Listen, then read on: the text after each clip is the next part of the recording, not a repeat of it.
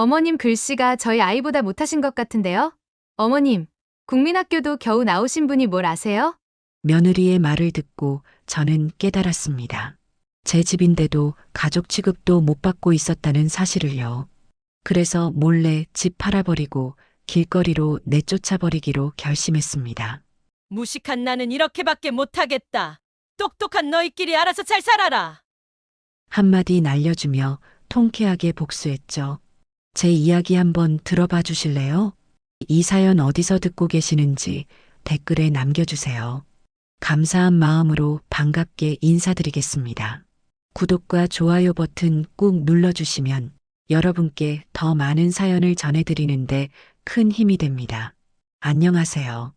저는 올해 67살 강선옥이라고 합니다. 지금 이렇게 사연을 보내게 된 이유는 제 마음속에 쌓인 이야기를 누군가에게 털어놓고 싶어서예요. 제 인생을 돌이켜보면 참 많은 일들이 있었습니다. 30살에 남편을 잃고 나서 지금까지 혼자 살아왔어요. 그때 아들이 겨우 2살이었는데 어떻게 키워야 할지 막막했죠. 국민학교밖에 못 나온 제가 뭘 할 수 있겠어요. 새벽부터 저녁까지 장사도 하고 청소일도 하고 식당에서 설거지도 했습니다. 손이 거칠어지고 허리가 아파도 참았어요. 아들만 잘 키우면 된다는 생각 하나로 버텨왔거든요. 아들이 학교에서 돌아오면 따뜻한 밥 한 그릇이라도 차려주고 싶어서 얼마나 애썼는지 모릅니다. 옷도 제대로 못 사입고 살면서 아들 것만큼은 남부럽지 않게 해주려고 했어요. 그렇게 30년을 살아왔습니다. 아들이 대학도 나오고 직장도 구하고 결혼까지 하니까 얼마나 뿌듯했는지 몰라요. 내가 이 고생을 헛되이 하지 않았구나 싶었죠. 서울 한복판은 아니어도 제법 괜찮은 동네에 작은 집 한 채 마련해서 혼자 살고 있었어요. 아들이 가끔 안부 전화라도 하면 그저 고마웠습니다. 바쁜 와중에도 어머니 생각해 준다고 생각하니까 마음이 따뜻해졌거든요. 그런데 한 달 전쯤이었나요? 아들한테서 전화가 왔는데 목소리가 평소와 달랐어요. 뭔가 어색하고 조심스러운 그런 톤이었습니다. 처음에는 무슨 일인가 싶어서 가슴이 두근거렸어요. 엄마, 죄송한데 부탁드릴 게 있어서 전화드렸어요. 아들 목소리에 힘이 없었어요. 무슨 일이냐고 물어보니까 며느리가 투자를 잘못해서 집을 잃게 됐다는 거예요. 아이도 있는데 당장 갈 곳이 없어서 잠시만 어머니 집에서 지낼 수 있냐고 하더라고요. 순간 마음이 복잡했습니다. 물론 안타까웠어요. 손자까지 길바닥에 내칠 수는 없는 일이니까요. 한편으로는 은근히 기대되는 마음도 있었죠. 오랫동안 혼자 살다가 갑자기 가족들이 함께 지낸다니까 설레기도 했거든요. 엄마, 정말 미안해. 다른 방법이 없어서 그래. 아들이 미안하다고 하니까 오히려 제가 더 마음이 아팠어요. 이럴 때 도와주지 못하면 언제 도와주겠어요. 집이 좁긴 해도 못 살 정도는 아니니까 괜찮다고 했습니다. 그래서 일주일 뒤에 아들 가족이 제 집으로 들어왔어요. 손자도 이제 7살이 되어서 제법 의젓해 보였습니다. 짐을 들여놓으면서 며느리가 인사를 했어요. 어머님, 정말 죄송합니다. 저희 때문에 불편하실 텐데. 겉으로는 정중하게 인사했는데 뭔가 진심이 느껴지지 않았어요. 미안하다는 말을 하면서도 표정이나 목소리에서 그런 기색이 별로 안 보였거든요. 그래도 처음이니까 서먹할 수도 있다고 생각했습니다. 그날 저녁에 오랜만에 4명이 둘러앉아서 밥을 먹었어요. 손자가 할머니 밥이 맛있다고 하니까 얼마나 기뻤는지 몰라요. 이런 게 가족이구나 싶었습니다. 한동안 잊고 살았던 따뜻함이 다시 느껴졌어요. 그때만 해도 이런 일들이 생길 줄은 꿈에도 몰랐습니다. 단순하게 가족이 함께 지내면 서로 의지하며 살 수 있을 거라고 생각했거든요. 제가 참 순진했나 봐요. 그때는 정말 그랬거든요. 처음 며칠 동안은 정말 행복했습니다. 오랜만에 집안이 북적거리니까 살아있다는 느낌이 들었어요. 혼자 살 때는 하루 종일 말 한마디 안 하고 지내는 날도 많았는데 갑자기 아침부터 저녁까지 사람 소리가 나니까 얼마나 좋던지요. 특히 손자 웃음소리가 집안을 가득 채울 때면 가슴이 따뜻해졌어요. 아침에 일어나서 세수하고 나오면 손자가 거실에서 장난감 가지고 놀고 있는 모습을 보는 게 그렇게 좋을 수가 없었습니다. 할머니, 안녕하세요. 손자가 제게 인사하며 기분 좋은 하루가 시작됐습니다. 이런 게 가족이구나 싶었죠. 10년 넘게 혼자 살면서 잊고 있었던 느낌이 다시 살아나는 것 같았습니다. 아침마다 손자 도시락 싸주는 일도 즐거웠어요. 며느리가 바쁘다고 하니까 제가 나서서 했거든요. 김밥도 말아주고 달걀 프라이도 예쁘게 해서 넣어주면 손자가 좋아했어요. 그 모습을 보면 옛날 아들 도시락 싸주던 기억이 떠올랐습니다. 아들도 처음에는 저한테 고맙다는 말을 자주 했어요. 출근하면서도 뒤돌아보며 인사하고 퇴근해서도 어머니 덕분에 아이가 잘 지낸다고 말해줬거든요. 그런 말 들으면 가슴이 뿌듯했어요. 저녁 시간이 가장 좋았습니다. 4명이 둘러앉아서 밥 먹는 시간이 얼마나 소중하던지요. 혼자 먹던 밥상이 갑자기 활기차게 변했어요. 손자는 오늘 유치원에서 있었던 일들을 제잘제잘 얘기하고 아들과 며느리도 직장 얘기를 나누고요. 그때 저는 그저 듣기만 해도 행복했습니다. 가족들이 하루 있었던 일을 나누는 모습을 보니까 이런 게 진짜 가정이구나 싶었어요. 오랫동안 잃어버렸던 소중한 시간을 되찾은 기분이었거든요. 주말에는 손자와 함께 근처 공원도 갔어요. 그 아이가 할머니 손잡고 뛰어다니는 모습을 보면 얼마나 예쁘던지요. 다른 할머니들이 부러워하는 눈빛으로 보는 것도 느낄 수 있었습니다. 할머니, 저랑 같이 그네 타요. 손자가 그렇게 말할 때면 제 마음도 덩달아 어려지는 느낌이었어요. 이렇게 함께 지내는 시간들이 계속 이어졌으면 좋겠다고 생각했죠. 며느리도 처음에는 나름 신경 써주는 것 같았어요. 가끔 과일도 사다 주고 어머니 좋아하실 만한 반찬 만들어 보겠다고도 했거든요. 물론 실제로는 제가 다 해줬지만요. 저녁마다 설거지하면서 이런 평범한 일상이 얼마나 소중한지 새삼 깨달았습니다. 그릇 하나하나 씻으면서도 기분이 좋았어요. 설거지가 이렇게 보람찰 수도 있구나 싶었죠. 가끔 저녁에 TV 보면서 4명이 함께 앉아 있을 때가 가장 평화로웠어요. 손자는 제 무릎에 기대서 만화 보고 아들과 며느리는 소파에 앉아서 드라마 보고요. 그런 시간들이 정말 꿈만 같았습니다. 그때는 정말 몰랐어요. 이런 평화로운 시간이 얼마나 짧을지 말이에요.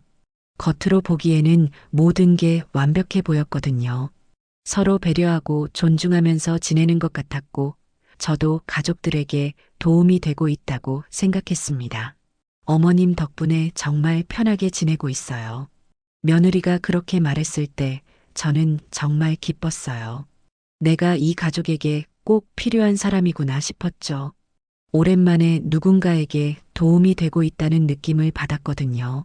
밤마다 잠자리에 들면서 감사했습니다. 이런 행복이 찾아올 줄 몰랐어요. 혼자 사는 게 익숙해져서 외로움도 모르고 살았는데 가족과 함께 지내니까 삶이 이렇게 달라질 수 있구나 싶었죠.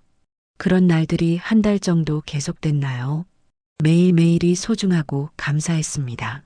이런 평범한 일상이 계속 이어졌으면 좋겠다고 진심으로 바랐어요.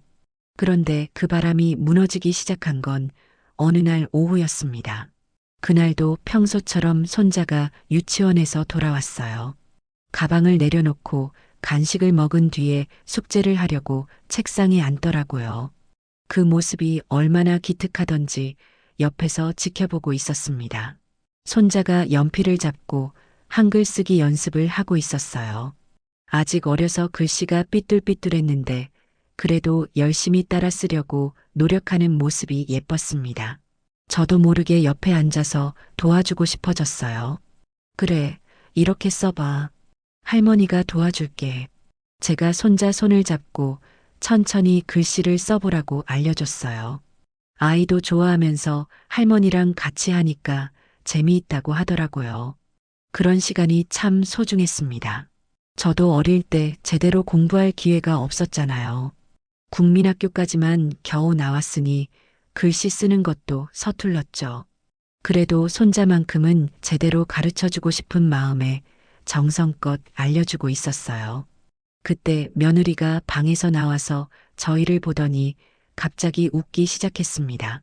처음에는 미소 정도였는데 점점 소리내서 웃더라고요. 뭐가 그렇게 재미있나 싶어서 쳐다봤는데 며느리 표정이 이상했어요. 며느리가 저희 쪽으로 다가와서는 손자 공책을 들여다봤습니다. 그러더니 고개를 갸웃거리면서 저를 보는 눈빛이 달라졌어요. 뭔가 비웃는 것 같은 그런 표정이었거든요. 어머님, 이게 뭐예요? 며느리가 손자 공책을 가리키면서 물어봤어요. 저는 손자랑 같이 글씨 연습을 했다고 대답했죠. 뭔가 잘못된 건가 싶어서 가슴이 두근거리기 시작했습니다. 며느리가 공책을 자세히 들여다보더니 한숨을 쉬었어요. 그러고는 저를 바라보면서 말하는데 목소리에 냉기가 있었습니다. 어머님, 글씨가 저희 아이보다 못하신 것 같은데요? 이렇게 가르쳐 주시면 오히려 안 좋을 것 같아요. 그 순간 머릿속이 하얘졌어요. 무슨 말인지 이해는 했는데 받아들이기가 어려웠습니다. 제 글씨가 손자보다 못하다니요. 물론 제가 공부를 많이 못한 건 사실이지만 그렇게 직접적으로 말할 줄은 몰랐어요. 얼굴이 화끈거리기 시작했습니다. 부끄러움과 당황스러움이 동시에 밀려왔어요. 손자는 아직 어려서 상황을 잘 모르는 것 같았는데 저만 혼자 어색한 분위기를 느끼고 있었습니다. 며느리는 거기서 멈추지 않았어요. 손자 연필을 가져와서 직접 글씨를 써 보이면서 이렇게 써야 한다고 알려주기 시작했습니다. 제가 앉아있는 바로 옆에서 말이에요. 그 모습을 보면서 제가 얼마나 초라해 보였을까요? 며느리 글씨는 정말 예뻤어요. 대학까지 나온 사람이니까 당연히 저보다 잘 쓸 수밖에 없죠. 그런 걸 비교할 생각도 안 했는데 갑자기 비교당하니까 마음이 상했습니다. 저는 그 자리에서 일어나려고 했어요. 더 이상 있으면 안 될 것 같았거든요. 그런데 다리에 힘이 없어서 잠깐 주저앉아 있었습니다. 며느리는 계속 손자한테 글씨 쓰는 법을 가르쳐 주고 있었고요. 손자가 갑자기 저를 돌아보면서 물어봤어요. 할머니는 왜 안 가르쳐 줘요? 그 말에 가슴이 찡했습니다. 아이는 순수하게 궁금해서 물어본 거였는데 저한테는 너무 아픈 질문이었어요. 뭐라고 대답해야 할지 모르겠더라고요. 며느리가 손자한테 대답했습니다. 할머니는 글씨가 서툴러서 너한테 가르쳐 주기 어려우시대. 엄마가 가르쳐 줄게. 그 말을 들으면서 정말 작아지는 기분이었어요. 내가 이 집에서 뭘 할 수 있을까 싶었습니다. 손자 하나 제대로 가르쳐 줄 수도 없다니요. 그동안 느꼈던 보람과 기쁨이 한순간에 사라졌어요. 저는 조용히 그 자리를 떠났습니다. 부엌으로 가서 설거지를 하면서 마음을 달래려고 했어요. 찬물에 손을 담그고 있으니까 조금은 정신이 돌아오는 것 같았습니다. 그런데 자꾸만 며느리 말이 귓가에 맴돌았어요. 제 글씨가 손자보다 못하다는 말, 가르쳐주면 안 좋을 거라는 말. 그런 말들이 가슴에 박혀서 아팠습니다. 제가 그렇게 부족한 사람인가요? 물론 공부를 많이 못한 건 맞아요. 어릴 때 집안 사정이 어려워서 학교도 제대로 못 다녔거든요. 그래도 살면서 나름대로 배우려고 노력했는데 그런 노력은 인정받지 못하나 봐요. 그날 밤 잠자리에 누워서도 계속 생각이 났습니다.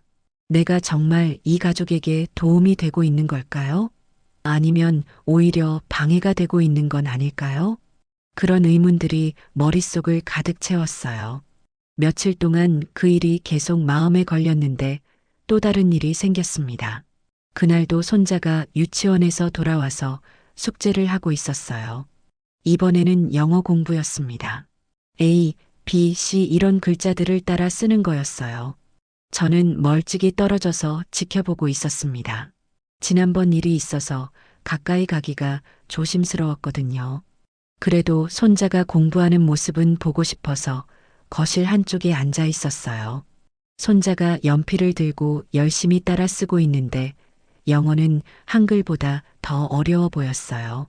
그 작은 손으로 낯선 글자들을 쓰려고 애쓰는 모습이 대견하기도 하고 안쓰럽기도 했습니다. 저는 영어를 전혀 모릅니다. 제가 어릴 때는 영어 같은 건 꿈도 못 꿨어요. 먹고 살기도 바빠서 한글도 제대로 못 배웠는데 영어까지 배울 여유가 어디 있었겠어요. 그래서 손자가 하는 공부를 보면서도 도와줄 수가 없었습니다. 그런데 며느리가 손자 옆에 와서 앉더니 영어를 가르쳐 주기 시작했어요. 발음도 정확하고 설명도 잘하더라고요. 역시 대학 나온 사람은 다르구나 싶었습니다. APPL이 사과야. 며느리가 정확한 발음으로 알려주니까 손자도 따라하면서 금방 외우더라고요. 그 모습을 보면서 저는 복잡한 기분이었어요. 기특하기도 하고 부러우면서도 한편으로는 제가 초라해지는 느낌이었습니다. 며느리가 갑자기 저를 돌아보면서 웃었어요. 그런데 그 웃음이 지난번처럼 좋은 웃음은 아니었습니다. 뭔가 계산된 것 같은 그런 웃음이었어요. 어머님도 이쪽으로 오세요. 같이 공부하면 좋잖아요. 저는 고개를 저었어요. 영어는 정말 모르니까 가봤자 소용없을 것 같았거든요. 그런데 며느리가 계속 손짓하면서 오라고 하더라고요. 어머님, 영어 아세요? 갑자기 그런 질문을 받으니까 당황스러웠어요. 모른다고 대답하기도 창피하고 안다고 거짓말하기도 그렇고요. 그래서 그냥 웃기만 했는데 며느리가 알아차린 것 같았습니다. 아, 그러시구나. 그럼 잘 됐네요. 어머님도 옆에서 손자랑 같이 공부하시면 되겠어요. 둘이 함께 배우시면 더 재미있을 것 같은데요. 그 말을 들으면서 얼굴이 뜨거워졌어요. 겉으로는 좋은 말 같았는데 속뜻은 전혀 달랐거든요. 저보고 손자와 같은 수준이라고 비웃는 거였어요. 며느리 목소리에는 조롱하는 기색이 역력했습니다. 마치 할머니도 모르니까 아이랑 똑같다는 뜻으로 말하고 있었어요. 그걸 모를 제가 아니었죠. 저는 그 자리에서 일어나서 부엌으로 갔습니다. 더 이상 그 상황을 견딜 수가 없었어요. 가슴이 답답하고 숨이 막히는 것 같았습니다. 부엌에서 물을 한 컵 마시면서 마음을 가라앉히려고 했어요. 그런데 자꾸만 며느리 말이 귓가에 맴돌았습니다. 손자랑 같이 공부하라는 말, 둘이 함께 배우면 재미있을 거라는 말. 모두 저를 무시하는 말들이었어요. 저도 사람입니다. 아무리 나이가 많고 공부를 못했어도 자존심이 있어요. 그런데 며느리는 그런 걸 전혀 고려하지 않더라고요. 오히려 제 무식함을 즐기는 것 같았습니다. 거실에서는 계속 영어 공부가 진행되고 있었어요. 며느리와 손자가 즐겁게 대화하는 소리가 들렸습니다. 저만 혼자 부엌에서 소외감을 느끼고 있었죠. 그때 문득 생각이 들었어요. 제가 이 집에서 설 자리가 점점 줄어들고 있는 것 같다고요. 처음에는 가족이 되었다고 생각했는데 실제로는 그게 아니었나 봅니다. 며느리는 겉으로는 정중하게 대했어도 속으로는 저를 깔보고 있었어요. 학력 차이를 이렇게 노골적으로 드러낼 줄은 몰랐습니다. 같은 여자로서 조금은 이해해 줄 거라고 생각했는데 너무 순진했나 봐요. 저녁 먹을 때도 기분이 좋지 않았어요. 며느리는 아무렇지 않은 듯 밥을 먹으면서 오늘 손자가 영어를 잘 배웠다고 아들한테 자랑하더라고요. 그 모습을 보면서 더욱 위축됐습니다. 아들도 손자가 영어를 배운다고 좋아했어요. 요즘은 어릴 때부터 영어를 배워야 한다면서 며느리를 칭찬했죠. 저는 그 대화에 끼어들 수도 없었어요. 그날 밤에 잠자리에 누워서도 계속 생각했습니다. 며느리가 저를 보는 시선이 점점 달라지고 있다는 걸 느꼈어요. 처음에는 예의상 존중하는 척 했는데 이제는 대놓고 무시하기 시작했습니다. 제가 배우지 못한 건 잘못이 아니에요. 그 시대에는 여자가 공부할 기회 자체가 없었거든요. 특히 가난한 집안에서는 더욱 그랬죠. 그런 사정을 모르는 건 아닐 텐데 왜 이렇게 무시하는지 이해가 안 갔습니다. 이런 식으로 계속 지내야 하나 싶어서 마음이 무거웠어요. 가족이라고 생각했는데 실제로는 그냥 얹혀 사는 사람 취급받고 있는 것 같았습니다. 그런데 며칠 뒤에 정말 충격적인 일이 벌어졌어요. 그날도 평소처럼 저녁 준비를 하고 있었습니다. 부엌에서 반찬을 데우고 있는데 거실에서 아들과 며느리가 대화하는 소리가 들려왔어요. 처음에는 신경 쓰지 않았는데 목소리가 점점 작아지더라고요. 뭔가 조심스럽게 이야기하는 것 같아서 이상했습니다. 그래서 부엌에서 나가려다가 문득 멈춰섰어요. 제 이름이 들린 것 같았거든요. 귀를 기울여 보니 정말 저에 대해 이야기하고 있었습니다. 가슴이 두근거리기 시작했어요. 좋은 얘기는 아닐 것 같은 예감이 들었거든요. 며느리 목소리가 먼저 들렸습니다. 평소보다 훨씬 작은 목소리였는데 그래서 더 선명하게 들렸어요.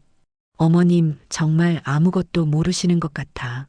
글씨도 그렇고 영어는 말할 것도 없고. 그 말을 듣는 순간 다리에 힘이 빠졌습니다. 벽에 기대서서 겨우 서 있을 수 있었어요. 며느리가 제 뒤에서 이런 말을 하고 있었다니요. 더 충격적인 건 아들 대답이었습니다. 아들이 제 편을 들어줄 거라고 생각했는데 전혀 그렇지 않았어요. 엄마가 워낙 공부를 못해서 그래. 중학교도 못 가셨잖아. 아들이 그렇게 말하는 걸 들으니까 세상이 무너지는 것 같았습니다. 내가 이 아들을 위해서 얼마나 많은 것을 희생했는데 이런 말을 듣다니요. 며느리는 거기서 멈추지 않았어요. 계속해서 저를 깎아내리는 말을 했습니다. 책이라도 좀 읽게 해드려야 하는 거 아니야?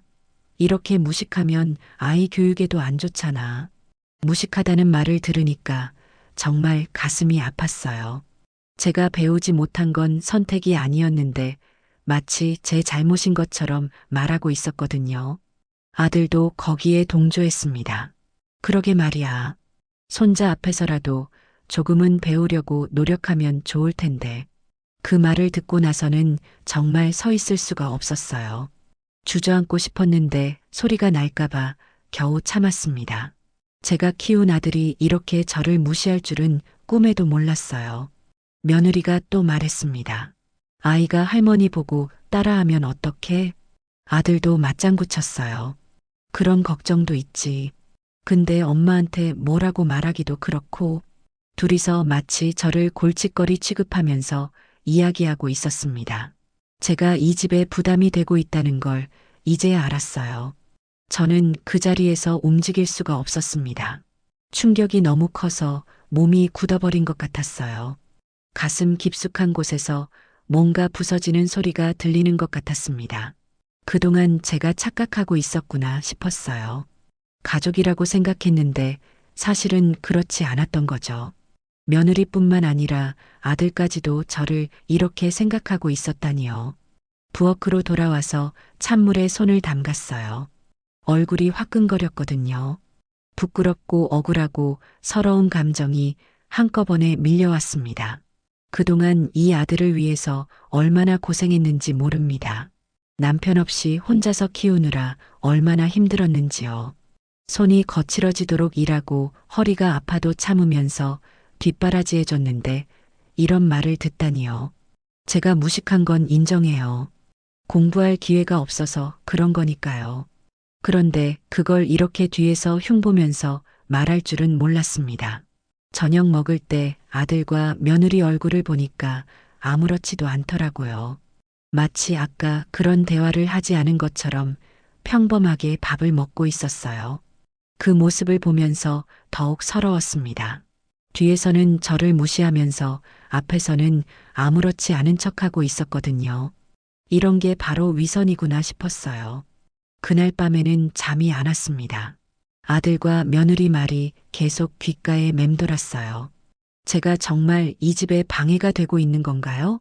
손자 교육에도 안 좋은 영향을 주고 있는 건가요? 그런 생각들로 밤새 잠 못 이루고 있는데 또 다른 일이 벌어졌습니다. 며칠 뒤 오후였어요. 손자가 유치원에서 돌아와서 가방을 내려놓더니 저한테 와서 앉았습니다. 요즘 며느리 눈치 때문에 손자와 가까이 지내기가 조심스러웠는데 아이가 먼저 다가와 주니까 반가웠어요. 손자가 제 옆에 앉아서 오늘 있었던 일을 이야기해 주더라고요. 친구들과 놀았던 이야기, 선생님이 읽어준 책 이야기 같은 거요. 그런 순수한 대화를 나누고 있으니까 마음이 조금은 편해졌습니다. 그러다가 손자가 갑자기 신나는 목소리로 말했어요. 할머니, 저 이제 곧 초등학교 들어가요. 아이가 얼마나 기뻐하는지 눈이 반짝반짝 빛나고 있었어요. 그 모습을 보니까 저도 덩달아 기뻤습니다. 벌써 그렇게 컸나 싶어서 감회가 새로웠어요. 그러네, 우리 손자가 벌써 초등학생이 되는구나. 정말 기특하다. 제가 손자 머리를 쓰다듬어 주면서 말했어요. 아이가 좋아하면서 더 얘기해 주더라고요. 새 가방도 사달라고 하고 연필도 필요하다고 하면서 설레하는 모습이 얼마나 예뻤는지 몰라요. 그때 며느리가 방에서 나와서 저희 쪽으로 왔습니다. 손자와 제가 대화하는 모습을 보더니 뭔가 재미있다는 듯이 웃기 시작했어요. 그 웃음이 좋은 웃음이 아니라는 걸 직감할 수 있었습니다. 며느리가 저희 앞에 와서 앉더니 손자한테 물어봤어요. 우리 아들 할머니한테 학교 이야기했구나? 손자가 고개를 끄덕이면서 대답했습니다. 그러더니 며느리가 저를 쳐다보면서 의미심장한 표정을 지었어요. 뭔가 좋지 않은 말이 나올 것 같은 예감이 들었습니다. 며느리가 천천히 입을 열었어요. 목소리에는 조롱하는 기색이 역력했습니다. 어머님도 국민학교 나오셨으니까 우리 아들이랑 동창이네요. 그 순간 머릿속이 하얘졌어요. 무슨 말인지는 알겠는데 믿고 싶지 않았습니다. 제가 국민학교 졸업한 걸 손자와 비교하면서 비웃고 있는 거였어요. 얼굴이 화끈거리기 시작했습니다. 부끄럽고 억울한 감정이 동시에 밀려왔어요. 손자 앞에서 이런 말을 하다니요. 아이가 할머니를 어떻게 생각하게 될까요? 손자는 아직 어려서 며느리 말의 의미를 정확히 이해하지 못하는 것 같았어요. 그냥 할머니와 자기가 같은 학교를 다녔다고 생각하는 것 같았습니다. 그래서 더 순수하게 웃고 있었어요. 할머니도 나랑 같은 학교 다녔어요? 손자가 그렇게 물어보니까 대답하기가 어려웠어요.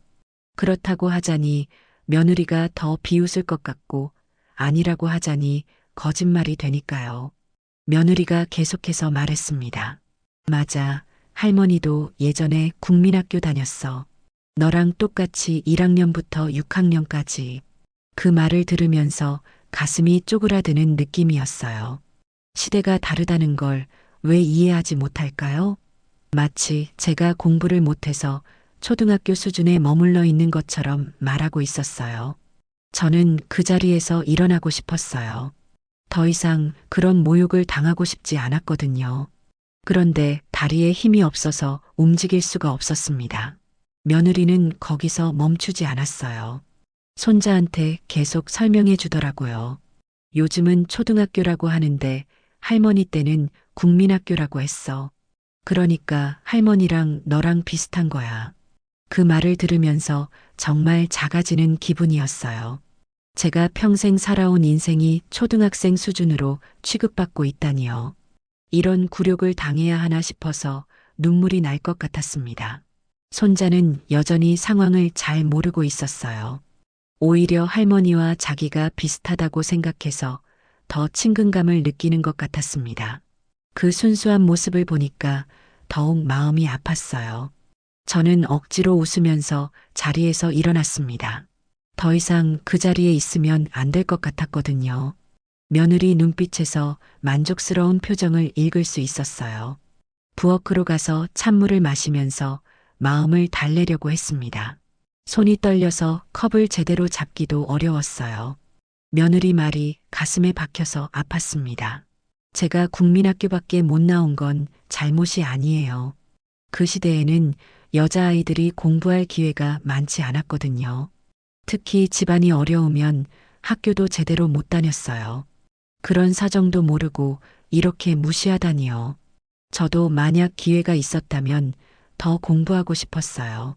아들 키우면서도 가끔 책을 보려고 노력했거든요.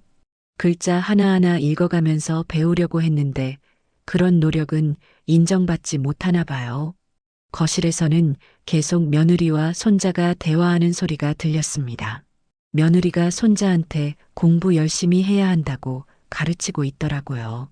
그 말 속에는 할머니처럼 되면 안 된다는 뜻이 숨어 있는 것 같았어요. 그날 저녁 식사 시간이 정말 고통스러웠습니다. 며느리가 아들한테 오늘 있었던 일을 얘기하면서 웃고 있었어요. 아들도 웃으면서 들었습니다. 제가 그런 말 때문에 얼마나 상처받았는지는 전혀 관심이 없는 것 같았어요. 오히려 며느리 편에 서서 같이 웃고 있었죠. 그런 날들이 계속되면서 저는 점점 위축되고 있었는데 며칠 뒤에 정말 예상치 못한 일이 벌어졌습니다. 그날 오후에 며느리가 저한테 다가와서 말을 걸었어요. 평소와 달리 표정이 밝았는데 뭔가 꿍꿍이가 있어 보였습니다. 제 앞에 앉더니 스마트폰을 꺼내서 뭔가를 보여주기 시작했어요. 어머님, 잠깐 시간 있으세요? 며느리가 정중하게 물어봤는데 목소리에 어떤 기대감이 묻어 있었어요. 저는 고개를 끄덕이면서 뭔 일인지 궁금해했습니다. 며느리가 스마트폰 화면을 저한테 보여주면서 설명하기 시작했어요. 뭔가 그래프 같은 게 있었는데 저는 잘 모르겠더라고요. 그래도 열심히 들으려고 노력했습니다. 요즘 정말 좋은 정보를 하나 알게 됐어요. 이 회사 주식이 곧 오를 거라는 확실한 소식이 있어서요. 며느리 목소리에 확신이 가득했어요. 그런데 저는 주식이나 투자에 대해서는 정말 아무것도 몰랐습니다. 그런 건 돈 많은 사람들이나 하는 거라고 생각했거든요. 며느리가 계속 설명했어요. 어떤 회사가 좋다더라. 지금 사면 돈을 많이 벌 수 있다더라 하면서요. 그런데 저는 그런 말들이 잘 이해가 안 됐어요. 그러다가 며느리가 본론을 꺼냈습니다.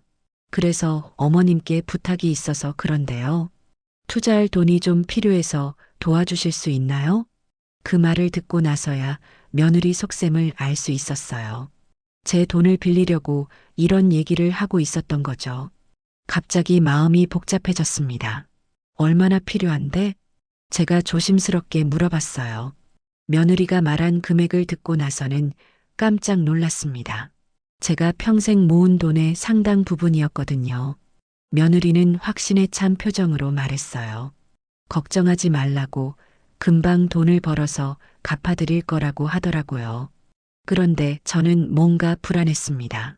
나도 요즘 뉴스를 보는데 그 회사 얘기가 나오더라고. 좀 위험해 보이던데. 제가 조심스럽게 말했어요. 물론 저는 경제에 대해 잘 모르지만 텔레비전 뉴스는 매일 봅니다. 그 회사에 대한 좋지 않은 소식도 들었거든요. 그런데 며느리 표정이 순간 변했어요. 웃고 있던 얼굴이 차갑게 굳어지더라고요. 그러더니 저를 쳐다보는 눈빛이 완전히 달라졌습니다. 어머님, 실례지만 국민학교도 겨우 나오신 분이 경제를 아세요? 그 말을 들은 순간 머리가 하얘졌어요. 또다시 제 학력을 들먹이면서 무시하고 있었습니다. 이번에는 제 돈을 빌려가려고 하면서 말이에요. 얼굴이 화끈거렸습니다. 분노와 모멸감이 동시에 밀려왔어요. 제가 뉴스를 보고 나름대로 판단한 것도 무시당하고 있었습니다. 며느리가 계속 말했어요. 요즘 세상이 얼마나 복잡한데요. 어머님 같은 분이 이해하시기는 어려우실 거예요. 그 말을 들으면서 가슴이 답답해졌어요. 제가 나이가 많고 공부를 못한 건 맞지만 아주 바보는 아니거든요. 그런데 마치 아무것도 모르는 사람 취급하고 있었어요. 저는 화를 참으면서 말했습니다. 그래도 내 돈인데 조심스럽지 않을 수가 없잖아. 며느리는 거기서 멈추지 않았어요. 솔직히 말씀드리면 어머님이 그 돈 가지고 계셔봤자 뭘 하시겠어요? 저희가 현명하게 투자해서 늘려드리는 게 낫지 않나요? 그 말을 듣고 나서는 정말 말이 안 나왔어요. 제 돈을 마치 자기 돈인 것처럼 말하고 있었거든요. 그것도 제가 바보라서 돈을 제대로 쓸 줄 모른다는 식으로요. 저는 그 자리에서 일어났습니다. 더 이상 그런 말을 들을 수 없었어요. 며느리가 뭐라고 더 말하려고 했는데 저는 그냥 방으로 들어가 버렸습니다. 방에 혼자 앉아서 생각해 봤어요. 며느리가 저를 어떻게 생각하고 있는지 이제 확실히 알겠더라고요. 그냥 돈 있는 늙은이, 무식해서 이용하기 쉬운 사람으로 보고 있었던 거예요. 그동안 겪었던 모든 일들이 머릿속에 떠올랐습니다. 글씨를 못 쓴다고 비웃었던 것, 영어를 모른다고 조롱했던 것, 국민학교 졸업을 손자와 비교했던 것까지요. 이제야 깨달았어요. 며느리는 처음부터 저를 존중할 생각이 없었던 거죠. 그냥 돈이 필요할 때 이용할 수 있는 존재로만 생각하고 있었어요. 가슴 깊은 곳에서 뭔가 부글부글 끓어오르는 느낌이었습니다. 분노였어요. 지금까지 참고 참았는데 이제는 더 이상 참을 수 없을 것 같았습니다. 내가 왜 이런 수모를 당해야 하지? 내 집에서 내 돈으로 도와주고 있는데 이런 취급을 받아야 하나? 그런 생각이 들면서 뭔가 결심이 서기 시작했어요. 이대로 당하고만 있을 수는 없다는 마음이 들었습니다. 저는 방에서 나와서 아들을 찾았어요. 거실 소파에 앉아서 텔레비전을 보고 있더라고요. 옆에는 며느리도 함께 앉아 있었습니다. 둘 다 편안한 모습이었어요. 제가 다가가자 아들이 저를 쳐다봤습니다. 평소와 다름없는 표정이었어요. 방금 전 며느리가 저한테 어떤 말을 했는지 전혀 모르는 것 같았습니다. 준호야, 엄마가 할 말이 있어. 아들이 텔레비전 소리를 줄이더니 저를 바라봤어요. 며느리도 고개를 돌려서 저를 보고 있었는데 표정이 좀 긴장된 것 같았습니다. 저는 아들 앞에 앉으면서 오늘 있었던 일을 얘기하기 시작했어요. 며느리가 제 돈을 빌려달라고 했던 것, 그러면서 저를 무시했던 것까지 차근차근 설명했습니다. 아들은 처음에 조금 놀라는 것 같더니 이내 무덤덤한 표정이 됐어요. 제 말을 다 듣고 나서도 별로 화나지 않는 것 같았습니다. 며느리가 나를 너무 무시하는 것 같아.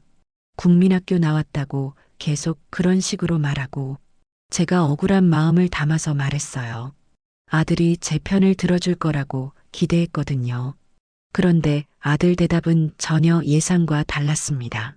엄마 모르시는 거면 그냥 시키는 대로 하시면 되잖아요. 그 말을 듣는 순간 머리가 띵해졌어요. 아들이 저를 편들어주기는커녕 며느리 편을 드는 거였습니다. 제가 무식해서 모르니까 며느리 말을 따르라는 뜻이었어요. 가슴이 철렁 내려앉았습니다.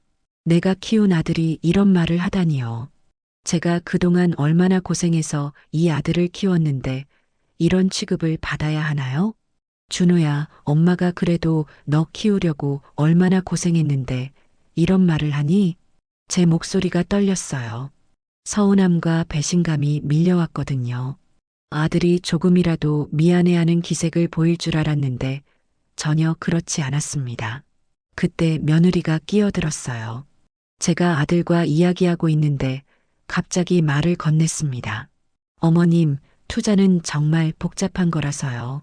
저희가 대신 해드리는 게 나으실 거예요. 며느리가 또다시 돈 얘기를 꺼내니까 짜증이 났어요. 지금 제가 서운함을 얘기하고 있는데 계속 돈 이야기만 하고 있었거든요. 그런데 며느리가 한 말이 정말 충격적이었습니다. 솔직히 말씀드리면 어차피 어머님 돌아가시면 저희가 받을 돈이잖아요. 그 전에 저희가 불려서 드리겠다는데 감사하다고 하셔야 하는 거 아닌가요? 그 순간 정말 세상이 무너지는 것 같았어요. 제가 살아있는데 벌써 제 죽음을 전제로 이야기하고 있었습니다. 그것도 제 앞에서 대놓고 말이에요. 더 충격적인 건 아들이 그 말을 듣고도 아무 반응을 하지 않는다는 거였어요. 며느리가 저를 모독하는 말을 해도 나무라지 않았습니다. 며느리가 계속 말했어요. 어머님 나이에 그 돈 가지고 뭘 하시겠어요? 저희가 현명하게 써드리는 게 낫죠. 그 말을 들으면서 제가 이 집에서 어떤 존재인지 확실히 깨달았어요. 그냥 돈 있는 늙은이, 빨리 죽어서 재산을 물려주기만 하면 되는 존재였던 거죠. 가슴 깊은 곳에서 뭔가 끝까지 올라오는 느낌이었습니다. 분노였어요. 지금까지 참고 참았는데 이제는 더 이상 참을 수 없었습니다. 아들을 쳐다봤는데 여전히 무표정이었어요. 며느리가 저를 이렇게 모독해도 아무 말 하지 않고 있었습니다. 그 모습을 보면서 정말 절망스러웠어요. 그때 깨달았습니다. 저는 이 집에서 가족이 아니었어요. 그냥 ATM 기계 같은 존재였던 거죠. 돈이 필요할 때만 찾는 기계 말이에요. 제가 그동안 이 아들을 위해서 얼마나 희생했는지 모릅니다. 남편 잃고 혼자서 키우느라 얼마나 고생했는지요. 손이 거칠어지도록 일하고 밤늦게까지 일해서 학비 벌어줬는데 이런 취급을 받다니요. 눈물이 날 것 같았어요. 서럽고 억울하고 분했습니다. 내가 왜 이런 수모를 당해야 하나 싶었어요. 며느리는 아직도 돈 이야기를 계속하고 있었어요. 투자하면 얼마나 돈을 벌 수 있는지 어머님을 위해서 하는 일이라는 식으로 말하고 있었습니다. 아들도 고개를 끄덕이면서 며느리 편을 들어주고 있었어요. 엄마가 모르는 일이니까 며느리한테 맡기는 게 낫다고 하더라고요. 그 모습들을 보면서 제 마음속에서 뭔가 완전히 부서지는 소리가 들렸어요. 가족에 대한 기대, 아들에 대한 믿음, 그런 것들이 다 사라지는 느낌이었습니다. 저는 조용히 자리에서 일어났어요. 더 이상 그 자리에 있을 수 없었거든요. 아들과 며느리는 제가 일어나는 것도 별로 신경 쓰지 않는 것 같았습니다. 방으로 들어가서 문을 닫았어요. 그러고 나서 침대에 앉아서 생각했습니다. 이제 어떻게 해야 할까요? 그때 마음속에서 하나의 결심이 서기 시작했어요. 이대로 당하고만 있을 수는 없다는 생각이 들었습니다. 뭔가 행동을 해야겠다고 생각했어요. 그날 밤 잠을 못 이루면서 계속 생각했습니다. 제가 이런 굴욕을 당하면서까지 여기 있을 이유가 있을까요? 아들은 제 편이 아니고 며느리는 저를 돈으로만 보고 있는데 왜 계속 이렇게 살아야 하나 싶었어요. 새벽에 일어나서 거울을 봤습니다. 제 얼굴이 많이 늙어 보였어요.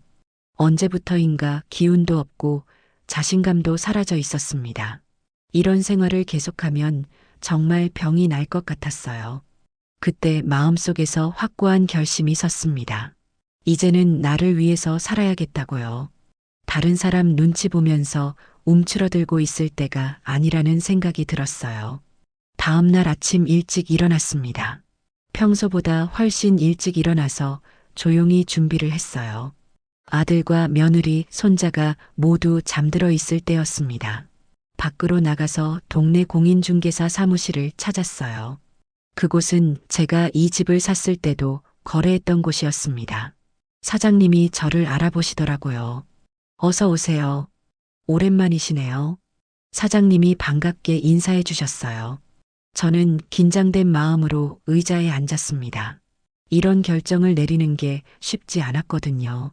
사장님이 차를 한 잔 주시면서 무슨 일로 오셨냐고 물어보셨어요. 저는 잠깐 망설이다가 용기를 내서 말했습니다. 이 집을 팔고 싶어요.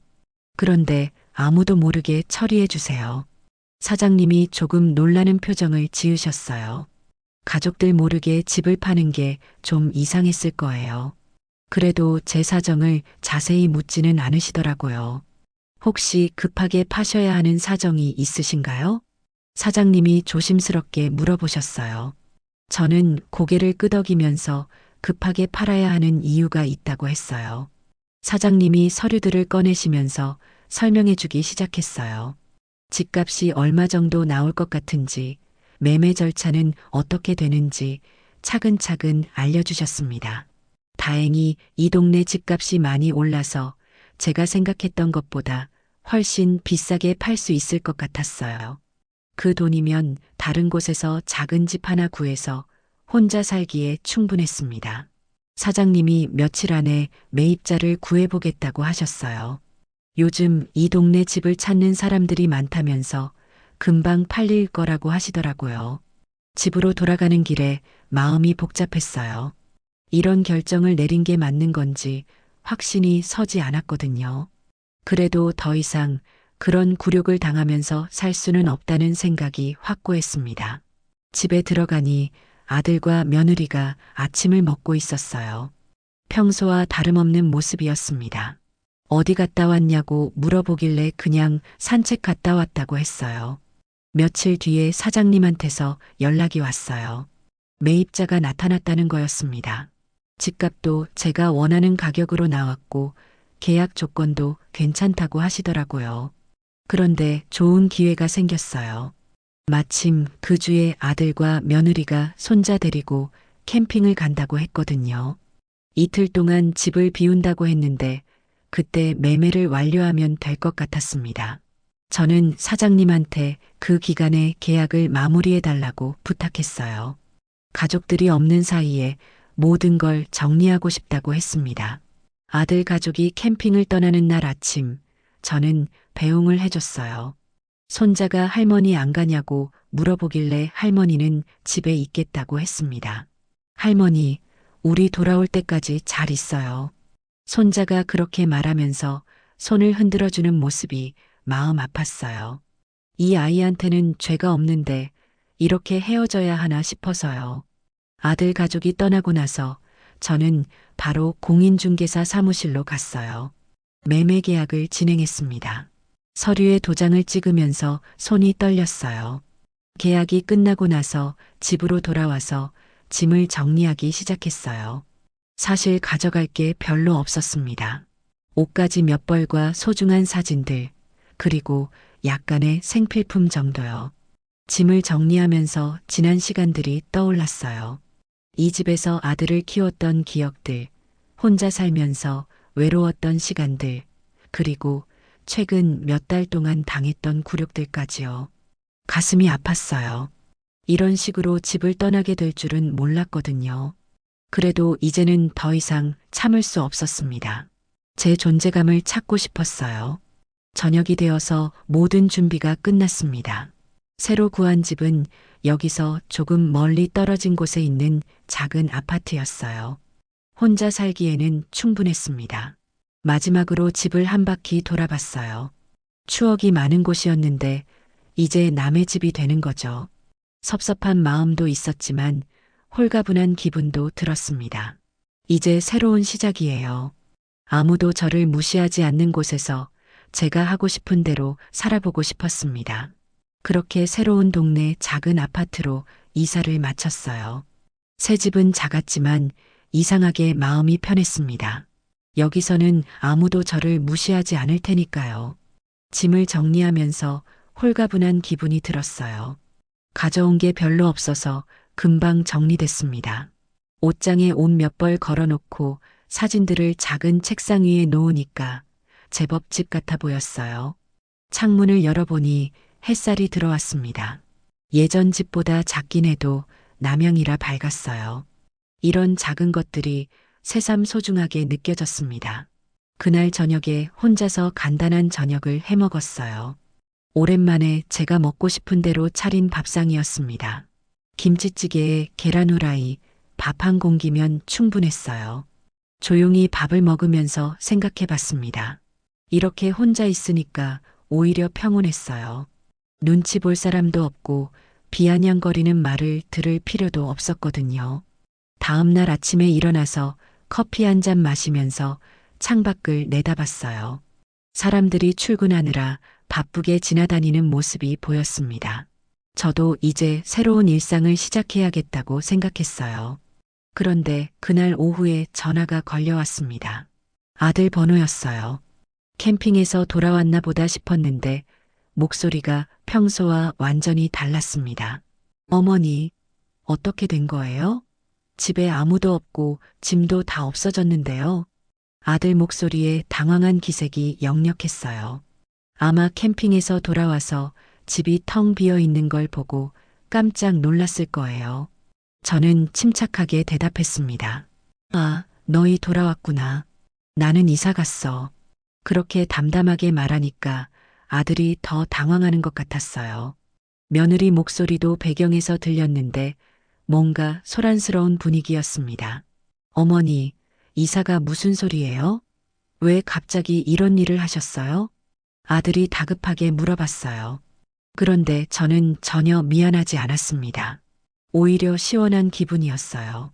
며느리 목소리도 들렸습니다. 어머님, 설마 집을 파신 건 아니죠? 그럴 리는 없으시겠지만 며느리 목소리에는 불안함이 가득했어요. 자기들이 상속받을 집이 사라진 건 아닌지 걱정하는 것 같았습니다. 저는 웃음이 나왔어요.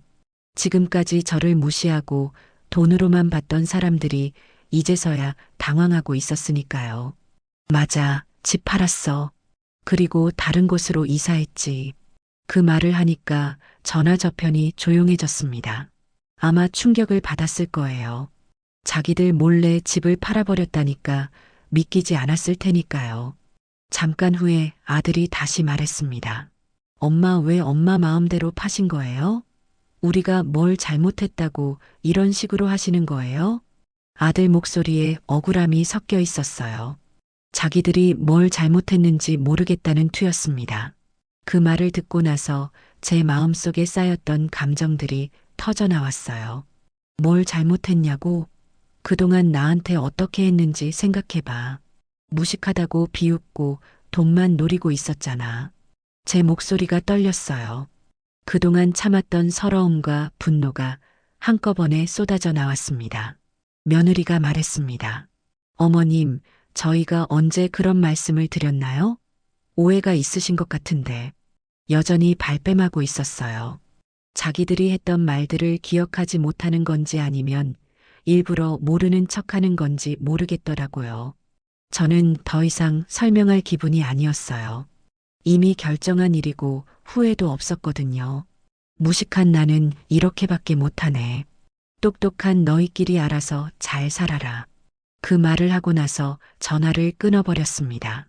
아들이 뭔가 더 말하려고 했는데 듣고 싶지 않았어요. 전화를 끊고 나니까 정말 후련했습니다. 그동안 마음속에 쌓였던 응어리가 다 풀리는 느낌이었어요. 드디어 제가 하고 싶었던 말을 다 했거든요. 며칠 동안 아들한테서 계속 전화가 왔어요.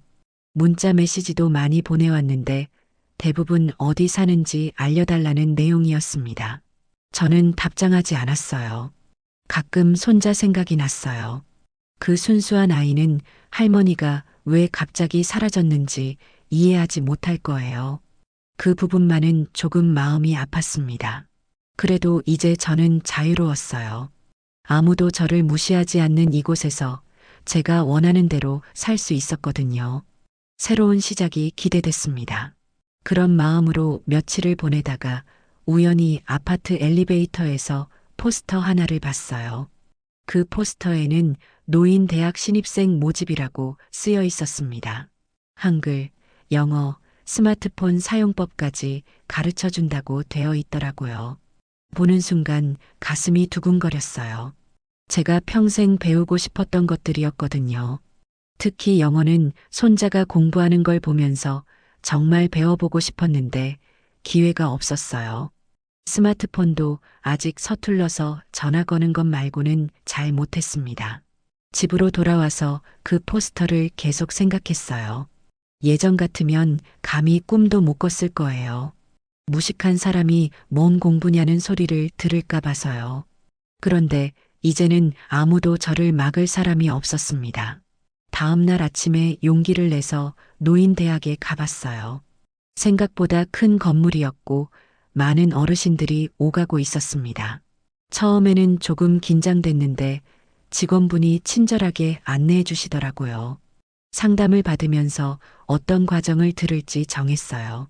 한글 기초반, 영어 첫걸음, 스마트폰 활용법까지 3개 과정을 신청했습니다.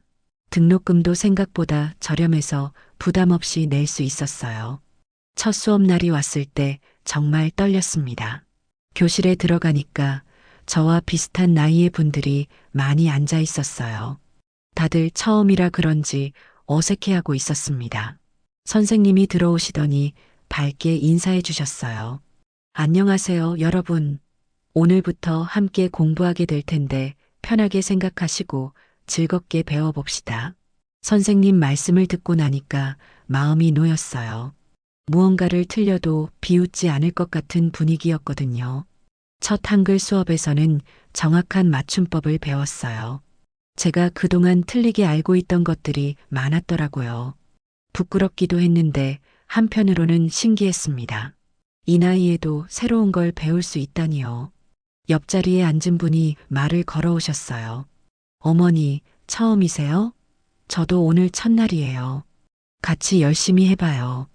그분은 저보다 한두 살 많아 보이는 분이었는데 정말 친근하게 대해주셨어요. 오랜만에 누군가와 편하게 대화할 수 있어서 좋았습니다. 영어 수업은 정말 어려웠어요. A, B, C부터 시작하는 건데도 혀가 잘 안 돌아가더라고요. 그래도 포기하지 않고 따라 해봤습니다.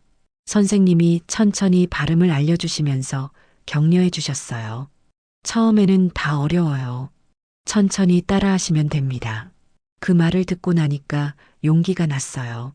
며느리는 제가 영어를 모른다고 비웃었는데 이제는 저도 배울 수 있었거든요.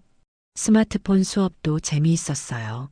그동안 전화 기능만 쓰던 저였는데 카메라로 사진도 찍고 인터넷으로 검색도 하는 방법을 배웠습니다. 신세계였어요. 수업이 끝나고 나면 같이 듣는 분들과 커피도 마시고 이야기도 나눴어요. 다들 비슷한 처지라 그런지 서로 이해하고 격려해주는 분위기였습니다. 그 중에서도 특히 친해진 분이 계셨어요. 김순자라는 분이었는데 저와 나이도 비슷하고 성격도 잘 맞았어요. 남편을 일찍 잃고 혼자 살고 있다는 점도 비슷했습니다. 순자가 어느 날 제게 말했어요. 선우가 우리 나이에 이런 걸 배우니까 기분이 어때? 나는 정말 새로 태어난 느낌이야. 저도 같은 기분이었어요. 그동안 늙었다고만 생각했는데 아직도 배울 수 있고 성장할 수 있다는 게 신기했거든요. 몇 주 지나면서 수업에 적응됐어요. 한글 쓰기도 전보다 훨씬 예뻐졌고 영어 단어도 몇 개 외웠습니다. 스마트폰으로는 날씨도 찾아보고 뉴스도 볼 수 있게 됐어요. 가장 기뻤던 순간은 처음으로 영어로 자기소개를 했을 때였어요. 발음이 서툴렀지만 끝까지 해냈어요. 선생님과 다른 수강생들이 박수 쳐주실 때 정말 뿌듯했습니다. 집에 돌아와서 거울을 보니까 제 얼굴이 예전보다 밝아 보였어요. 뭔가 활력이 생긴 것 같았습니다. 새로운 걸 배우고 성취감을 느끼니까 자신감도 생겼어요. 순자랑 다른 친구들과 함께 어디 가자는 계획도 세우기 시작했어요. 근처 산에 등산도 가고 박물관 견학도 가자고 하더라고요. 이런 계획을 세우는 것만으로도 설렜습니다. 저녁에 혼자 앉아서 생각해 봤어요. 몇 달 전만 해도 위축되고 무기력했던 제가 이렇게 달라질 수 있다니요.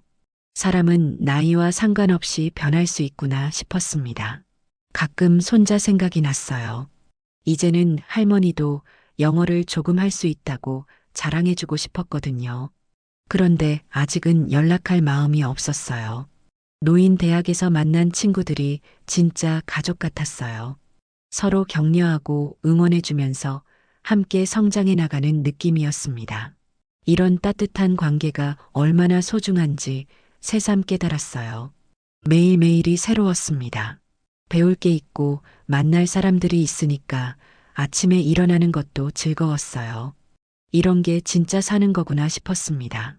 지금 생각해보니 정말 잘한 결정이었어요. 그때 용기를 내지 않았다면 아직도 그 집에서 눈치 보며 살고 있었을 겁니다. 요즘 저는 정말 바쁘게 살고 있어요.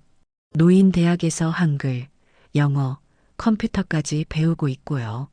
친구들과 등산도 다니고 봉사활동도 시작했습니다. 지난달에는 노인 대학 동아리에서 여행도 다녀왔어요. 가끔 아들 생각이 나긴 해요. 그래도 후회는 없습니다. 제가 먼저 연락하지는 않을 거예요. 언젠가 아들이 진심으로 잘못을 깨닫고 찾아온다면 그때 용서해 줄 수도 있겠죠. 지금 제 인생이 가장 행복해요. 67살에 새로운 시작을 할 수 있다는 걸 몸소 깨달았거든요. 나이는 숫자일 뿐이라는 말이 정말 맞는 것 같아요. 이 이야기를 듣는 분들에게도 말씀드리고 싶어요. 언제든 새로운 시작은 가능합니다. 용기만 있다면 말이에요. 네, 선옥님의 이야기 잘 들어봤는데요. 학력이 낮거나 나이가 많다고 해서 누구도 무시당해선 안 됩니다. 선옥님은 더 이상 눈치 보지 않고 스스로의 인생을 지키기 위해 결단을 내렸습니다. 집을 팔아버리고 무시하던 사람들에게 통쾌한 한 방을 날리며 자유를 되찾았죠. 여러분도 기억하세요. 나를 깎아내리는 곳에 머무를 이유는 없습니다. 존중하지 않는 관계에서 벗어날 용기, 그것이 진짜 복수이자 진짜 행복으로 가는 길입니다. 늦었다고 생각될 때가 가장 빠른 때라는 말처럼 선옥님은 용기 내어 자신의 삶을 되찾았습니다. 나이는 숫자에 불과하고 새로운 시작은 언제든 가능합니다. 선옥님에게 응원과 위로의 댓글 남겨주세요. 큰 힘이 됩니다. 구독과 좋아요 버튼 꾹 눌러주시고 오늘도 끝까지 함께 해주셔서 감사합니다. 늘 건강하고 행복하세요.